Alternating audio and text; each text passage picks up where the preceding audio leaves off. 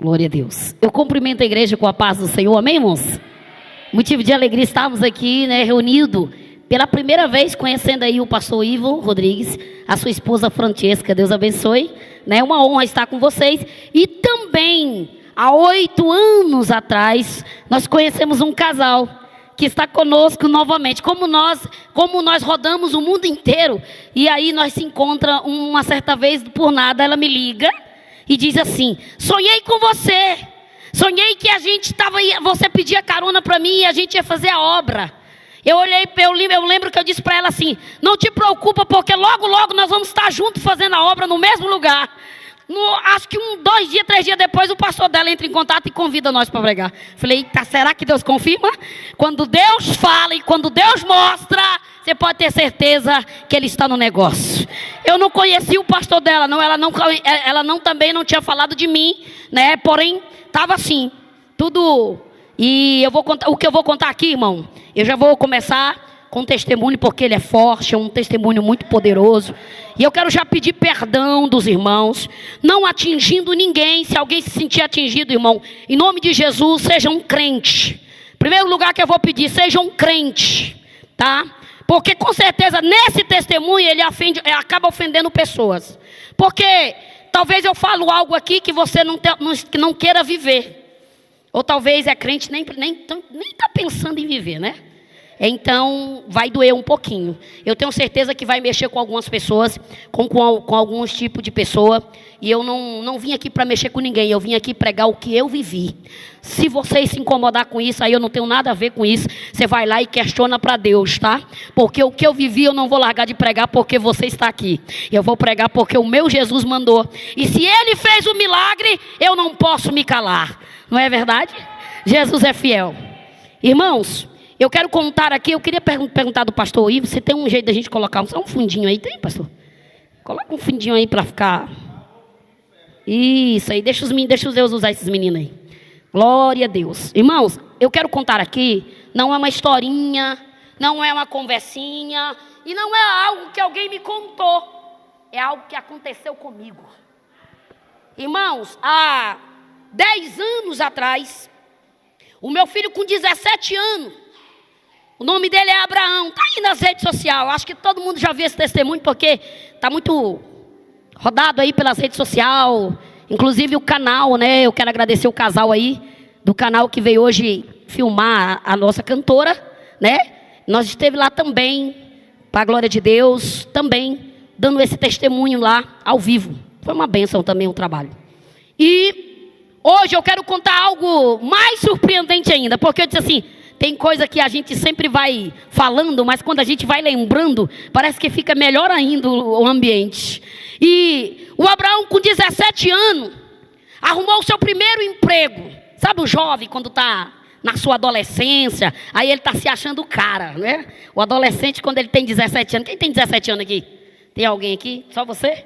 Aí ele está, nessa fase, ele se acha o máximo, É os top do top. E o que eu estou falando aqui, irmão, esse casal que está aqui na frente conhece muito bem quem é a pessoa. O Abraão não saía da casa deles, o Abraão vivia lá. O Abraão, depois da soda, os filhos do pastor Jonathan, minha irmã, para ele, eram os melhores pessoas que tinha no mundo. Eu me lembro que os meninos se casaram, eles ficaram até chorando. Eu digo que os meninos vão casar e tu vai ficar só, E eles chegaram a dizer assim: ah, meu Deus, eles vão casar e vai embora, Tanta amizade que eles tinham com ele, e era bonito de se ver, Eu louvo a Deus porque Deus colocou pessoas como essa, e teve o prazer de nós congregarmos também junto, na mesma igreja, com o mesmo pastor. Foi muito maravilhoso, foi gratificante. Deus prepara tudo.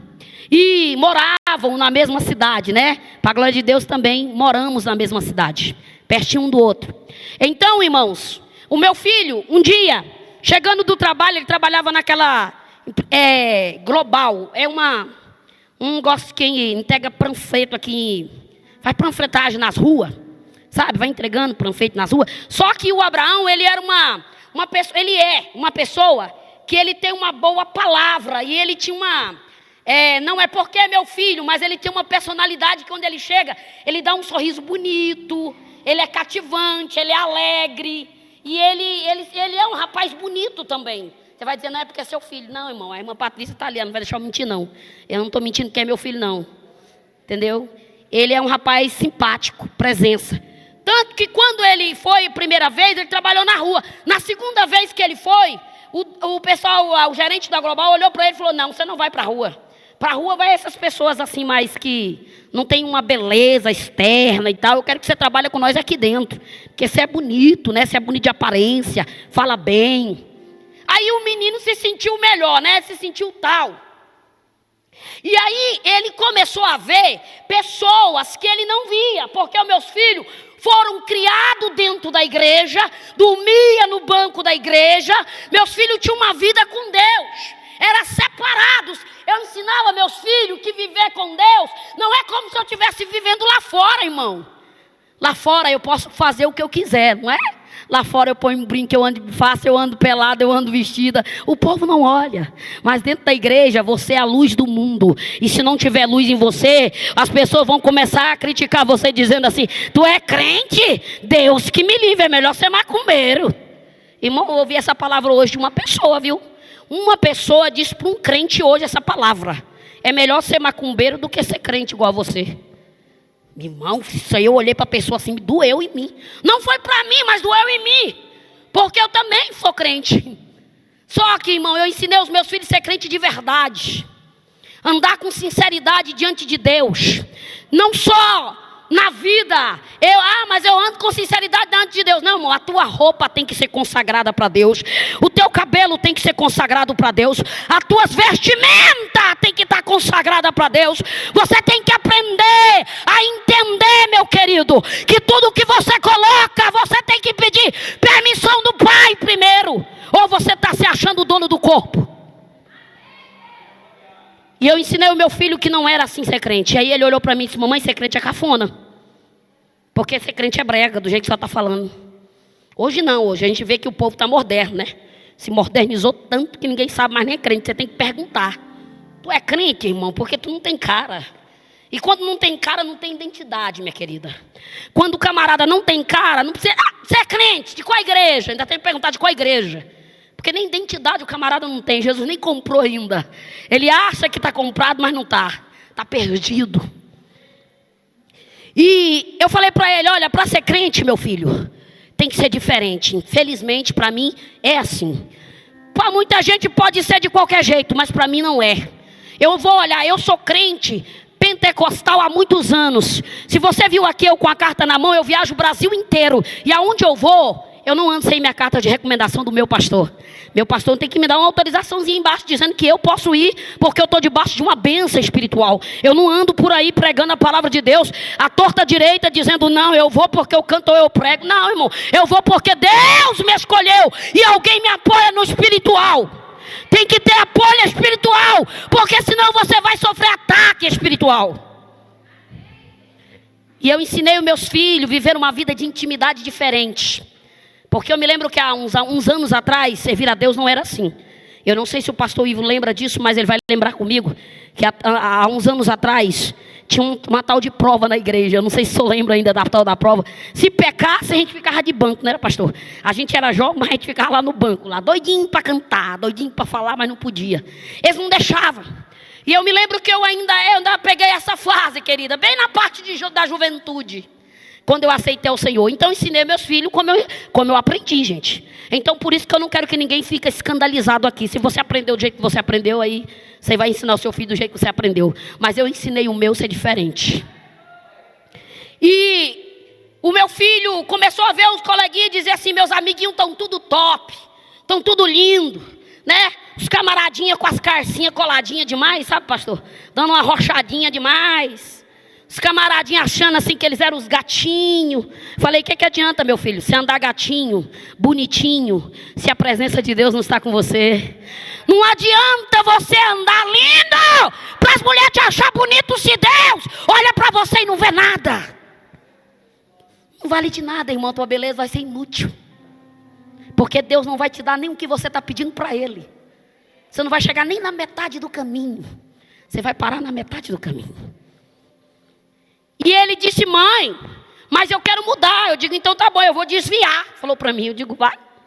Só que com um filho de 17 anos, você não vai discutir com ele. Você não vai chegar com ele também. Eu como mãe e como pregadora do evangelho, eu tenho que usar a minha sabedoria. Eu não expulsei o meu filho de casa. Eu não peguei meu filho e disse, não, você vai para o inferno. Eu não disse isso para ele. Eu disse, meu filho, vai viver uma coisa que você nunca viveu, vá. Experimente e depois você me conta o que vai ter. E ele foi. E ele ficou um mês afastado da presença de Deus, dentro de Araguaiânia.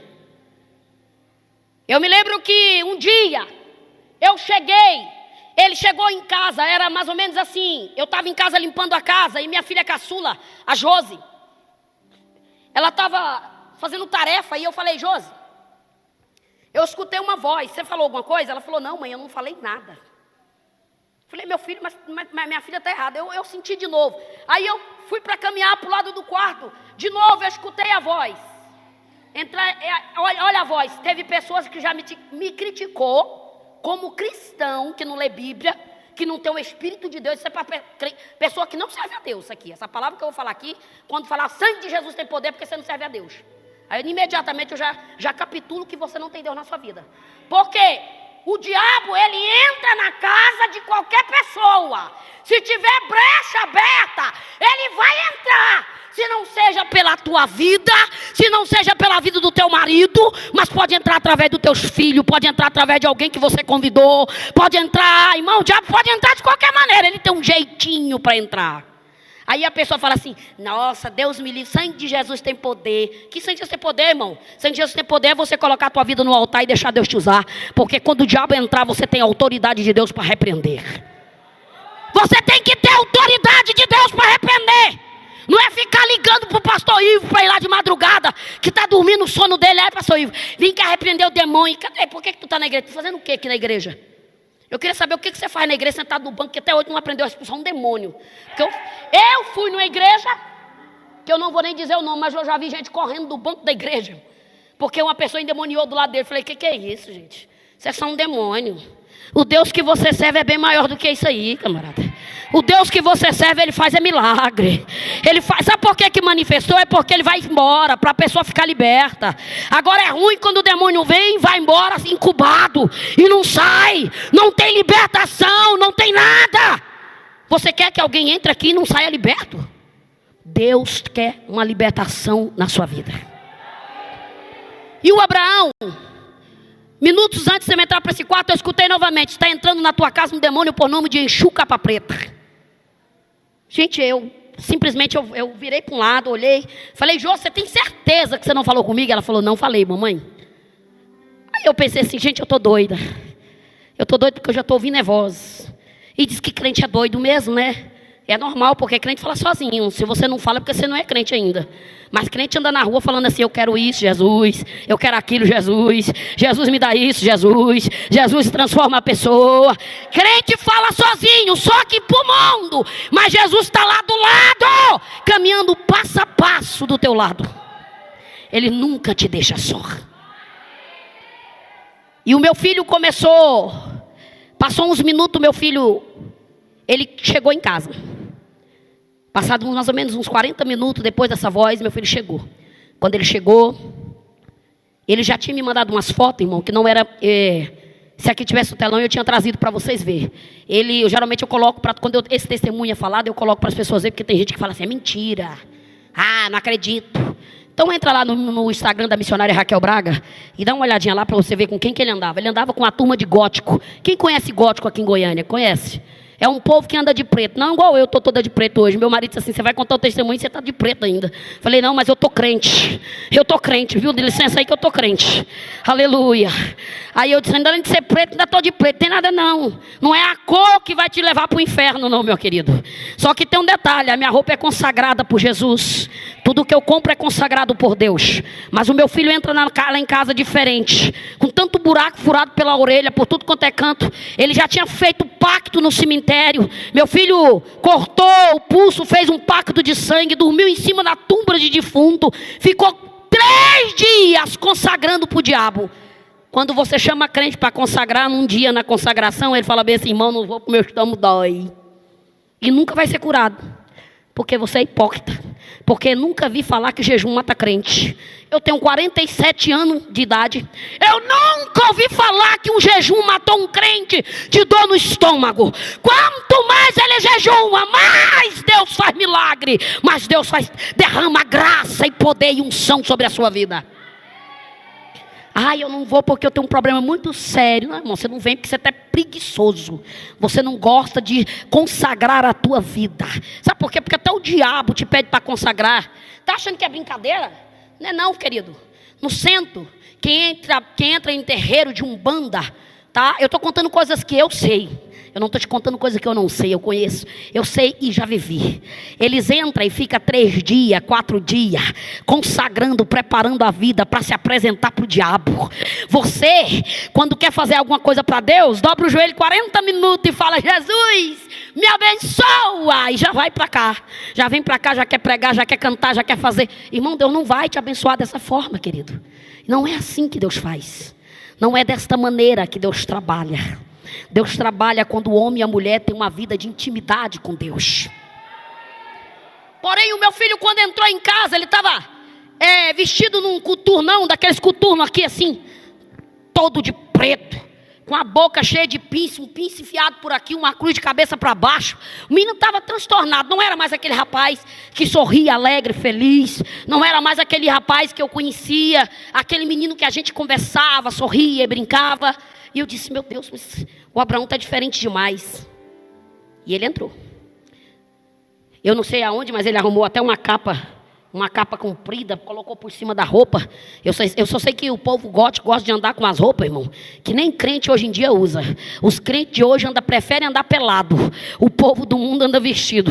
Os góticos andam bem vestidos, que eles andam com a roupa que tampa até aqui. Enquanto os crentes da igreja que é para andar vestido, andam mostrando a bunda para os outros. Coisa mais feia do mundo. Não tem a essência do Espírito Santo. Porque, irmão, quando eu estou me preparando para ir para a igreja, a minha vida, as minhas coisas é diferente. Eu estou indo para a igreja. Entra no fórum de qualquer jeito. Vai para o fórum de calça, de bermuda, e entra no fórum para me ver se entra. Não entra. Eu quero ver aqui, ó, tem uma advogada aqui, ó, vai formar advogada da igreja, abençoada. Entra lá no fórum de roupinha qualquer, uma sainha assim, bem curtinha. Vai lá para ver se o juiz vai te atender. Não atende não, irmão. Se você tem que respeitar o homem da terra, por que não pode respeitar o dono de tudo? O homem que formou e criou todas as coisas. É uma coisa que nós queremos recitar, e eu não tenho medo de dizer essa palavra aqui não, porque eu com certeza, como está filmando aí para o Brasil inteiro ver, eu nem me preocupo com quem vai ver. E eu gosto de crítica, gente. E quanto mais critica, melhor eu prego. Porque Deus, eu não vim para agradar um público de gente. Eu vim para pregar a verdade para quem quer ouvir. Quem não quer, problema seu, querido. A porta da igreja está aberta, ela não foi fechada. E aproveite que quer sair. Só que tem um detalhe: a sua saída tem um preço. Meu filho entrou, e quando ele entra em casa, ele endemonia. Quando ele entra em casa, que ele endemonia, porque ele conversa com meu filho caçula, o Alexandro, e ele chama meu filho, e o meu filho fala uma coisa para ele. Meu filho era pequenininho na época, e ele olhou para ele e falou assim: Abraão, sério mesmo, 2 irmãos, você sabe que irmão quando está perto do outro é problema, né? Ele sempre, ainda mais se tiver o caçula e o mais velho, ô Jesus. E o Abraão não é o mais velho, o Abraão é o do meio. Aí ele olhou para Abraão e falou: Abraão do céu, cara, tu é um negão feio, agora tu ficou mais feio ainda, rapaz. O Tandinho pega e fala isso para ele: ei, Alexandro. Quando ele fala isso, esse Abraão enlouquece. Sabe o que ele faz, irmão? Ele olha para cima e diz assim: enxuga capa preta, entra dentro de mim. Ele invoca ele por 3 vezes. E quando ele invoca, o demônio já entra e ele cai. Quando ele cai no chão,